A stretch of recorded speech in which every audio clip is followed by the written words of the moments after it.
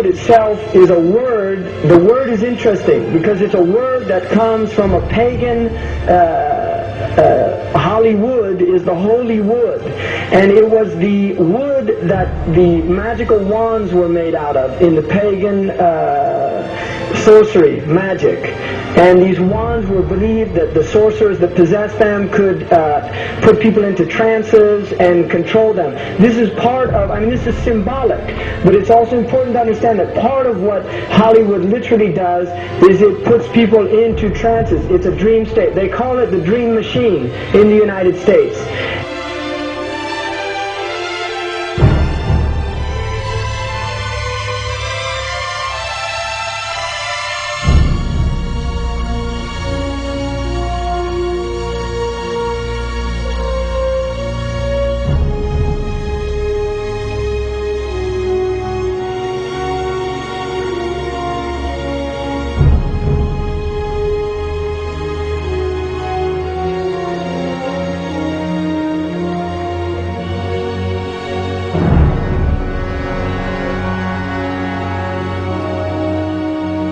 Creates fantasies for people. It puts people into these things. Now, one of the things is interesting that in the part of what's done in movie theaters, in darkened rooms where people watch television, is literally a trance state that occurs. What's called suspended state of disbelief. You enter into a state, you suspend your disbelief and enter into a state whereby you begin to believe what you internally realize is imagination.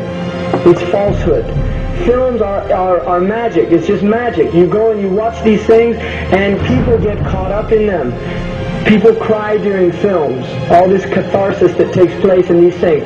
Many of the films, and this is an important element in the control mechanism, is literally allow people to go and have certain type of catharsis as a purging experience. Which Aristotle talks about the necessary element. One of the necessary elements of tragedy is to create this cathartic experience. And this is why a lot of the films, especially also news and things like this is why news is very important in this culture. Everybody watches the news, they have this tragic, cathartic experience of watching the tragedies of others and then feeling safe and complacent in their own experience of this suspended state of illusory well-being. So these are very intricate and sophisticated methods. Now I think it's dangerous, although there are elements, there's concerted efforts that take place, there's also a lot of people that have similar worldviews that aren't necessarily working together in concerted efforts.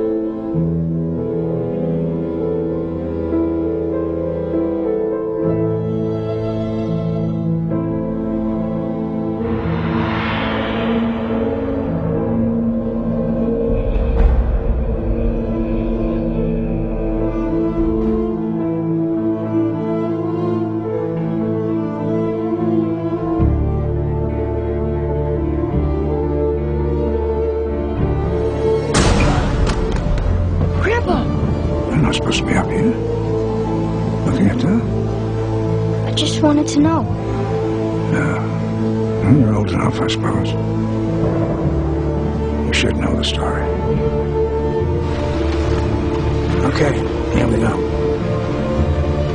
It was 1832, on a night much like this.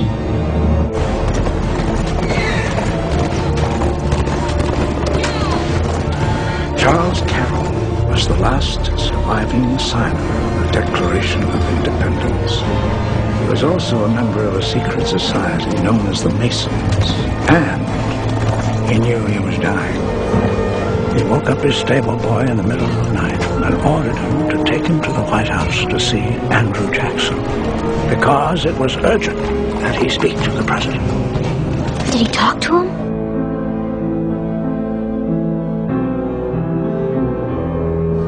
No, he never got the chance. The president wasn't there that night. But Charles Carroll had a secret. So he took into his confidence the one person he could, my grandfather's grandfather, Thomas Gates. What was the secret? A treasure.